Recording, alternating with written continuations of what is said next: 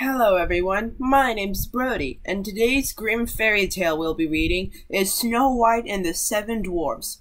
Once upon a time, in the middle of winter, when the flakes of snow were falling like feathers from the sky, a queen sat at a window sewing, and the frame of the window was made of black ebony, and whilst she was sewing and looking out of the window at the snow, she pricked her finger with the needle, and 3 drops of blood fell upon the snow.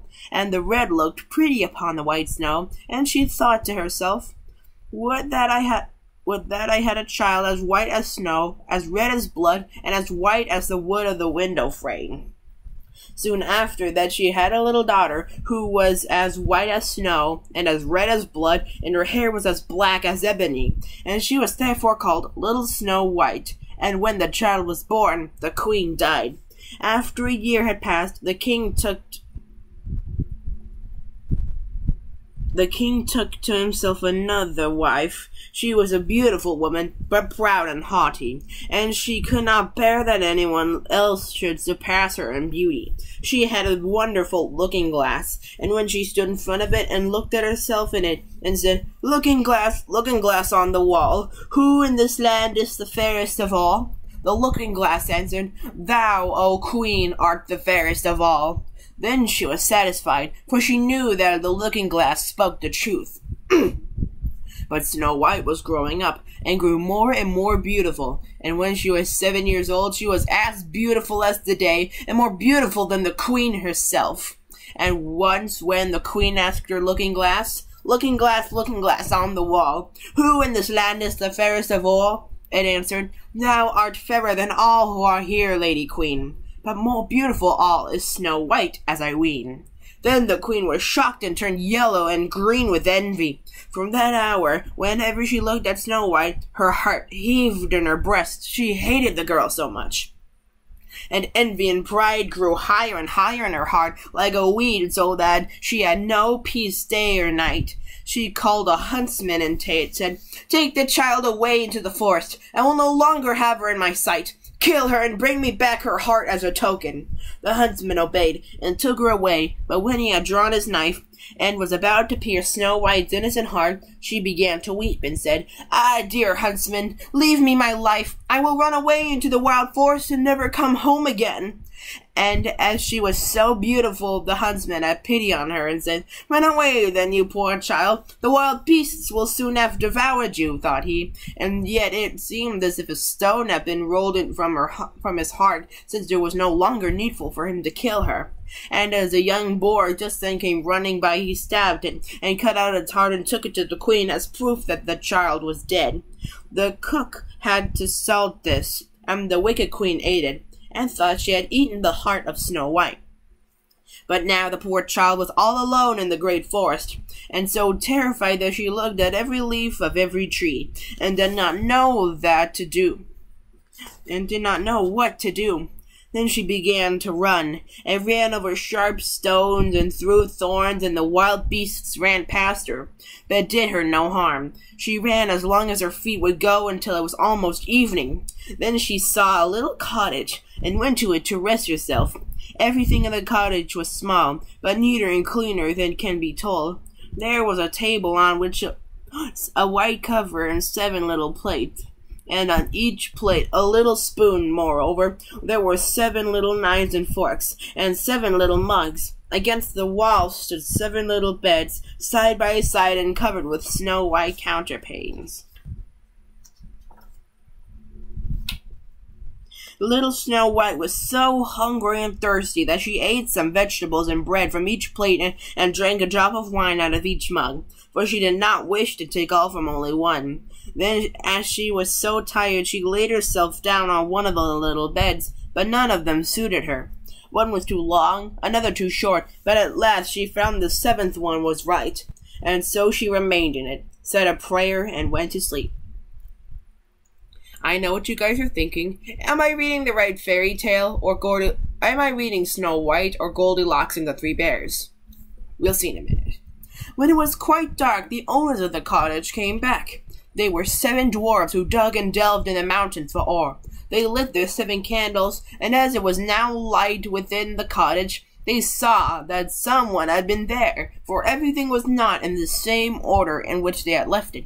The first said, "Who has been sitting on my chair?" The second, "Who has been eating off my plate?" The third, "Who has been taking some of my bread?" The fourth, "Who has been eating my vegetables?" The fifth, "Who has been using my fork?" The sixth, "Who has been cutting with my knife?" The seventh, "Who has been drinking out of my mug?"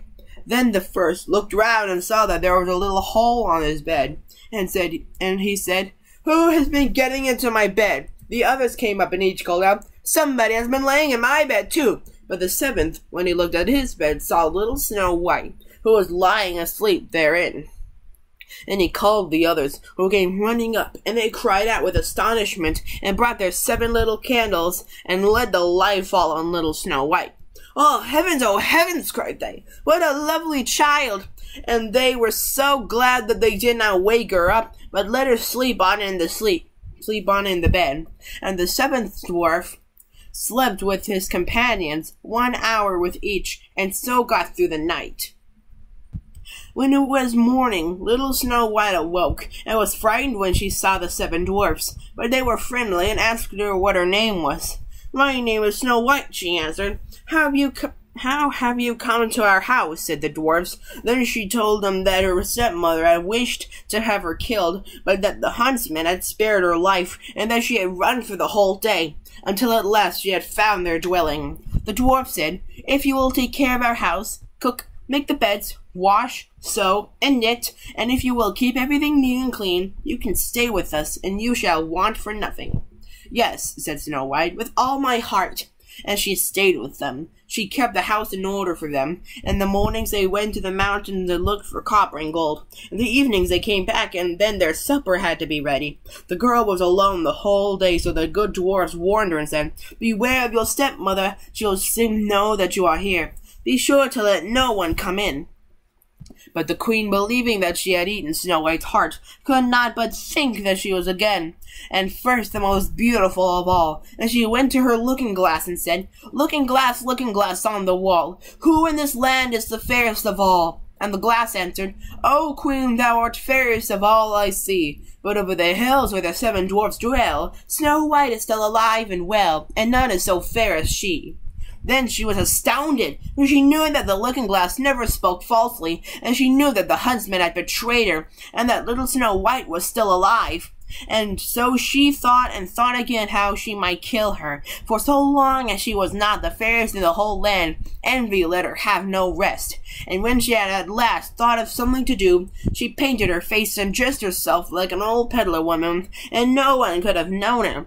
On this disguise she went over the 7 mountains to the 7 dwarfs, and knocked at the door and cried, "Pretty things to sell, very cheap, very cheap." Little Snow White looked out of the window and called out, "Good day, my good woman, what have you to sell?" "Good things, pretty things," she answered. "Stay laces of all colors," and she pulled out one which was woven of bright-colored silk.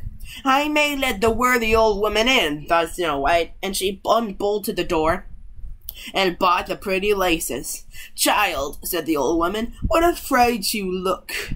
Come, I will lace you properly for once." Snow White had no suspicion, but stood before her, and let herself be laced with the new laces. But the old woman laced so quickly and so tightly that Snow White lost her breath and fell down as if dead. "Now I am the most beautiful," said the queen to herself, and ran away. Not long afterwards, in the evening, the 7 dwarfs came home, but how shocked they were when they saw their dear little Snow White lying on the ground, and that she neither stirred nor moved, and seemed to be dead. They lifted her up, and, as they saw that she was laced too tightly, they cut the laces. Then she began to breathe a little, and after a while came to life again. When the dwarfs heard what had happened, they said, "The old peddler woman was no one else than the wicked queen. Take care and let no one come in when we are not with you." But the wicked woman, when she had reached home, went in front of the glass and asked, looking glass on the wall, who in this land is the fairest of all?" And it answered as before, "O queen, thou art fairest of all I see. But over the hills where the 7 dwarfs dwell, Snow White is still alive and well, and none is so fair as she." When she heard that, all her blood rushed to her heart with fear, for she saw plainly that little Snow White was again alive. "But now," she said, "I will think of something that shall put an end to you." And by the help of witchcraft, which she understood, she made a poisonous comb. Then she disguised herself and took the shape of another old woman. So she went over the 7 little mountains to the 7 dwarves, knocked at their little door, and cried, "Good things to sell, cheap, cheap." Little Snow White looked at him and said, "Go away, I cannot let anyone come in." "I suppose you can look," said the old woman, and pulled the poisonous comb out and held it up. It pleased the girl so well that she let herself be beguiled and opened the door. When they had made a bargain, the old woman said, "Now I will comb you properly for once." Poor little Snow White had no suspicion, and let the old woman do as she pleased. But hardly had she put the comb in her hair than the poison in it took effect, and the girl fell down senseless. "You paragon of beauty," said the wicked woman, "you are done for now," and she went away. But fortunately it was almost evening when the 7 dwarfs came home. When they saw Snow White lying as if dead upon the ground, they at once suspected the stepmother, and they looked and found the poisoned comb. Scarcely had they taken it out when Snow White came to herself and told them what had happened. Then they warned her once more to be upon her guard and open the door to no one.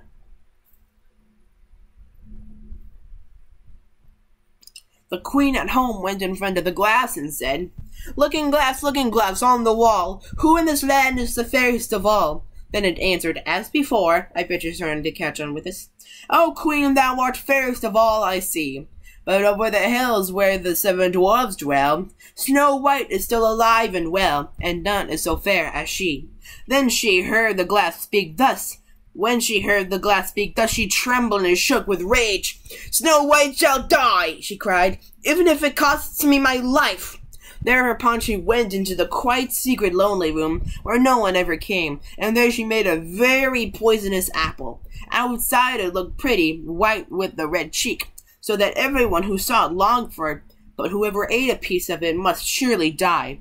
When the apple was ready, she painted her face and dressed herself up as a country woman, and so she went over the 7 mountains to the 7 dwarfs. She knocked at the door. Snow White put her head out of the window and said, "I cannot let anyone in. The 7 dwarfs have forbidden me." "It is all the same to me," answered the woman. "I shall soon get rid of my apples. There, I will give you one." "No," said Snow White, "I dare not take anything." "Are you afraid of poison?" said the old woman. "Look, I will cut the apple in 2 pieces. You at the red cheek, and I will eat the white." The apple was so cunningly made that only the red cheek was poisoned. Snow White longed for the fine apple, and when she saw the woman eat part of it, she could resist no longer, and stretched out her hand and took the poisonous half. But hardly had she a bit of it in her mouth, and she fell down dead. Then the queen looked at her with a dreadful look, and laughed aloud, and said, "White as snow, red as blood, black as ebony wood. This time the dwarfs cannot wake you up again." And when she asked of the looking-glass at home, looking glass on the wall, who in this land is the fairest of all?" it answered at last, "O queen, in this land thou art fairest of all." Then her envious heart had rest, so far as an envious heart can have rest. The dwarfs, when they came home in the evening, found Snow White lying upon the ground. She breathed no longer and was dead. They lifted her up, looked to see whether they could find anything poisonous, unlaced her, combed her hair, washed her with water and wine, but it was all of no use. The poor child was dead, and remained dead. They laid her upon a bier, and all 7 of them sat round it and wept for her, and wept 3 days long. Then they were going to bury her, but she still looked as if she were living, and still had her pretty red cheeks. They said, "We could not bury her in the dark ground," and they had a transparent coffin of glass made, so that she could be seen from all sides, and they laid her in it, and wrote her name upon it in gold letters, and that she was a king's daughter. Then they put the coffin out above upon the mountain, and one of them always stayed by it and watched it. And birds came too, and wept for Snow White. First an owl, then a raven, and last a dove. And now Snow White lay a long, long time in the coffin, and she did not change, but looked as if she were asleep. For she was as white as snow, as red as blood, and her hair was as black as ebony. It happened, however, that a king's son came into the forest and went to the dwarf's house to spend the night. He saw the coffin on the mountain, and the beautiful Snow White within it, and read what was written upon it in gold letters. Then he said to the dwarfs, "Let me have the coffin. I will give you whatever you want for it." But the dwarfs answered, "We will not part with it for all the gold in the world." Then he said, "Let me give it as a gift, for I cannot live without seeing Snow White. I will honor and prize her as my dearest possession." As he spoke in this way, the good dwarfs took pity upon him and gave him the coffin. And now the king's son had it carried away by his servants on their shoulders. And it happened that they stumbled over a tree stump, and with the shock, the poisonous piece of apple which Snow White had bitten off came out of her throat. And before long she opened her eyes, lifted up the lid of the coffin, sat up, and was once more alive.